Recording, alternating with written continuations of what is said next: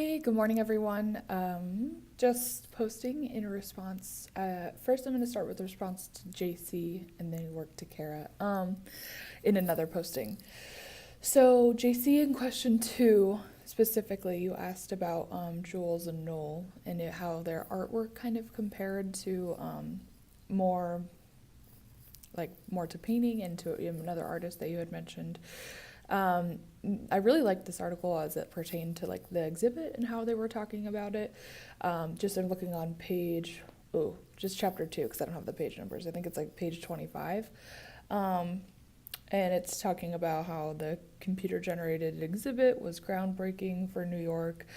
The line that I really liked is it was showcased by scientists who didn't necessarily consider themselves artists. And I thought that was a really interesting point. I'm of the belief that kind of anyone can be an artist as long as they have something to say. And so I think that this point kind of goes along with that, talking about how they're working in the Bell Labs and they're working with all these high-tech computer systems. And I think it's a celebration of technology and what, especially during this time in 1965, what technology like brings to the table or what kind of uses we can look forward to in the future for it. And so while some people may not necessarily consider that art, I think it is really crucial to how technology evolved and was celebrated. And then my favorite line in this part was dislocating these works from the lab to the gallery dramatically reframed their reference and function. So that word reframed is really crucial. I think when we talk about galleries, especially with modern and contemporary art where it's sometimes hard to understand the meaning or, why is it important?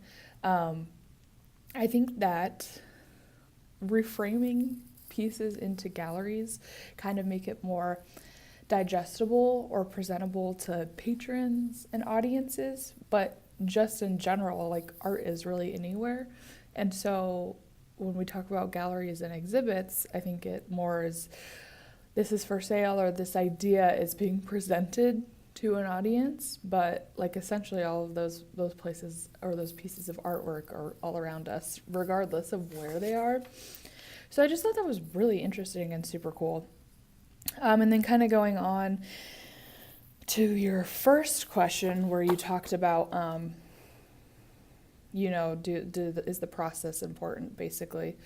And I do. So on page 28, the Stuart Preston was the writer for the New York Times, and he said, he argued that the process of making the works was more interesting than the specific results on display, claiming that the collaboration between man and machine was revolutionary.